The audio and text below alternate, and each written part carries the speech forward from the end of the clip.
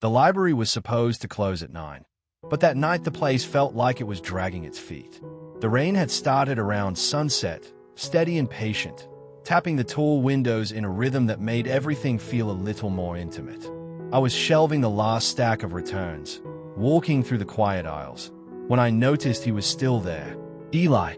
He sat near the back, exactly where he always seemed to settle, legs stretched out under the table, one hand wrapped around a mug he wasn't supposed to have inside, the other flipping a page with slow focus. He read like someone savoring each line, like the book had a pulse and he was listening for it.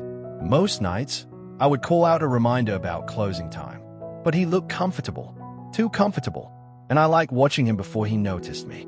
There was something about the way he leaned forward when he read, the way he narrowed his eyes a little, the way he pushed a hand through his hair when a sentence snagged his attention. Everything he did had a softness to it, like he didn't realize how easily he drew the eye.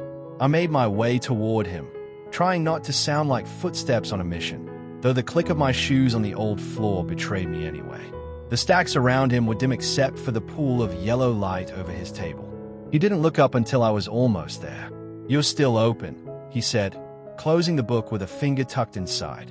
His voice had that low, warm edge that always felt like it reached my skin before my ears. "We close in 5 minutes," I said. "Technically." He smiled, the kind that lifted slowly, almost shy if he weren't watching me so directly. "Technically means I can finish this chapter." "Technically," I said, biting the inside of my cheek to hide my own smile. "Technically means I should kick you out." "You won't." He said it with a quiet certainty. Not arrogant, just observant. He was good at that, reading people like they were part of whatever he was studying. I folded my arms, pretending I wasn't already giving in. "You do realize I have rules to follow," I said. "Then say the words," he replied. "Tell me to leave." I opened my mouth, but nothing came out. Instead, something warm slipped into place between us, unspoken and familiar. The tension hung there, steady and calm, like it had been waiting all along. He didn't stand. He didn't move at all. He just watched me, rain still tapping the windows behind him. There was something about the dimness, the quiet, the smell of old pages that made the air stretch tight around us. I took the book from his hand without asking. Our fingers brushed, just a light pass, but it cracked something open under my ribs. "You know," I said, flipping the cover closed, "you trouble." "Good trouble?" he asked. I didn't answer. I didn't have to. My silence made his smile deepen. I turned and placed the book on the shelving cart, but he stood behind me before I even registered the sound of his chair scraping back. His presence settled around me, warm and close without touching. "You always walk away right when things get interesting," he said quietly. I felt the heat climb up the back of my neck. "I do not." "You really do." I turned to face him, and he was closer than I expected. Close enough that I could see the small raindrop on his collar from when he'd come in. Close enough to feel the warmth of his breath. Close enough that if either of us leaned half an inch, there would be no space at all. "Does the library know you corner people like this?"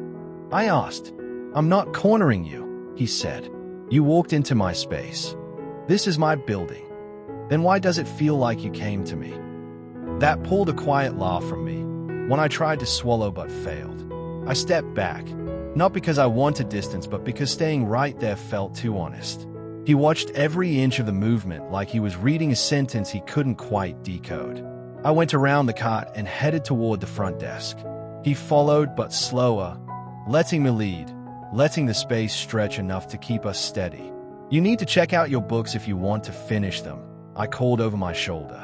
"I only need one," he said. "Which one?" He didn't answer. Instead, he set his hands on the counter, leaning forward slightly. The lamplight caught the curve of his jaw, the faint scruff he hadn't bothered to shave, the quiet intent in his eyes. I felt it all pull at me, subtle but sure. "You always ask questions you already know the answer to," he said. "And you always flirt like you think I won't call you out on it." "You would have by now," he said, "if you really wanted to." The rain outside deepened, soft but steady. The library lights hummed faintly overhead. I picked up the scanner and reached for the book he held out, the one he hadn't yet named. When I brushed his hand again, he didn't move. He let the contact linger, enough to make my breath slip. "Library's closed," I said softly. He nodded once. "Walk me out." I should have said no. I should have waved him toward the door. Locked up, gone home. But the night felt warm in a way I couldn't ignore, even with the rain chilling the windows. "Yeah," I said. "Come on." I led him to the front door. He stepped out under the awning, rain misting his hair, streetlights catching the droplets like sparks. He glanced back at me, something unguarded in his expression. "You ever notice," he said, "how quiet the world gets right after you close the door?"